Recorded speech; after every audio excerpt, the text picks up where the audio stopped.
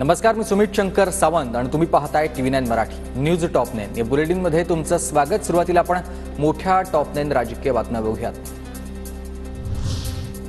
विधानसभा निवडणुकीत 150 मतदारसंघात गडबड। बारामती मतदारसंघामधून अजित पवार 20,000 मतांनी पराभूत आहेत। आमदार उत्तम जानकर यांचा मोठा दावा। आता जी निवडणूक घेतलेली आहे या सरकारनं त्यामध्ये जवळजवळ 150 मतदारसंघामध्ये यांनी गडबडी केलेल्या आहेत। यांचे मतदारसंघ किती आलेले आहेत पूर्ण सखोल माहिती काढल्यानंतर अजितदादा सुद्धा या मतदारसंघामध्ये 20,000 मतांनी पराभूत आहेत।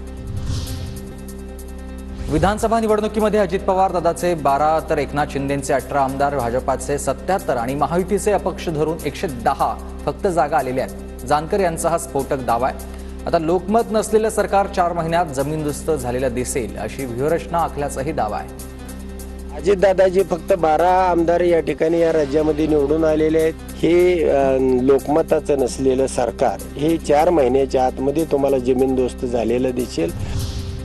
उत्तम जानकरांचं वक्तव्य अपरिपक्व आहे। विरोधकांचा रडीचा डाव सुरू आहे। भाजप नेते प्रवीण दरेकर यांची टीका।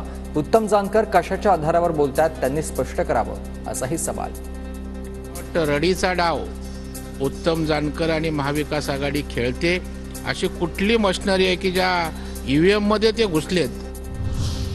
राष्ट्रवादी शरद पवार गटाचे सगळे पराभूत उमेदवार हायकोर्टात जाणार। 6 तारखेच्या आधी सगळे प्रतिज्ञापत्र दाखल करणार।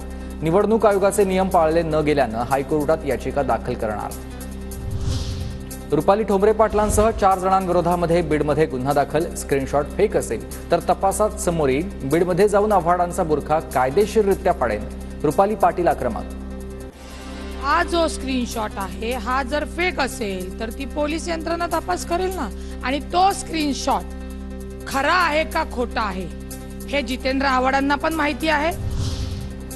फॉरवर्ड केलेला चार्ट कायद्यानं गुन्हा आहे हे माहीत आहे का? आव्हाडांचा सवाल। तर शिवीगाळ करत मला धमकी, आमदाराला धमकी दिली जाते, अजून माज उतरलेला नाही। धमकी प्रकरणावरून आव्हाडांची प्रतिक्रिया। त्यांच्या उद्या आशील जातील की नाही घरात त्यांचा तर प्रश्न तिथे उभा आहे। फॉरवर्ड केलेला चॅट हा कायद्याने गुन्हा आहे हे माहिती आहे का? अमोल बिटकरींची जितेंद्र आव्हाड यांच्यावर ट्विट करत टीका। आव्हाड साहेब, रुपालीताईंनी तुमची काय अशी बदनामी केली आहे? मिटकरी यांचा ट्विट करत हा सवाल आहे। तुमच्या चॅटची सत्यता या निमित्तानं पोलिसांनी तपासलीच पाहिजे असंही वक्तव्य आहे।